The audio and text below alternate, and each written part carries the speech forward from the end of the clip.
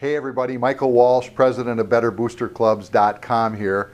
One of the questions that I always get asked by school administrators and coaches and activity directors is, should we have a separate club for all of our various arts and athletic activities at our high school, or should we be looking to form a single club? Well, from my point of view and my experience, you're way better off having separate clubs for every single arts and athletic activity at your school.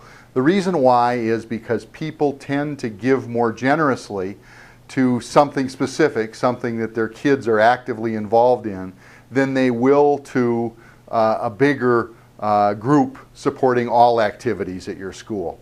So just think about it for a minute. If you've got a kid that participates in football and then basketball, maybe baseball in the spring, and then also participates in the chorus or band, if you get an appeal for all of those things, you may give, but you're not going to give as much or as generously as if you were appealed to for each of those activities and encouraged to give to the best of your ability.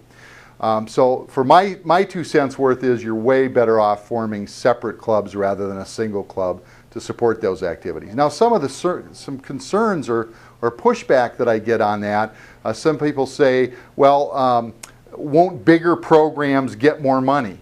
And yes, they probably will, but bigger programs in the school, like football for example, tend to cost more money.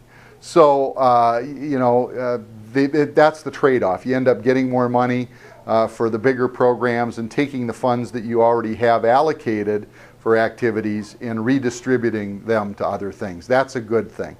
Some directors are also concerned about administration. Do I lose control? Well, from my point of view, you may lose a little control, but what you gain is so much more funding, so I think it's a way better trade-off for you. So again, for my 2 cents worth, I think you're way better off having separate booster clubs for all activities rather than single booster clubs. That's the tip that I have for you today. Thanks for joining.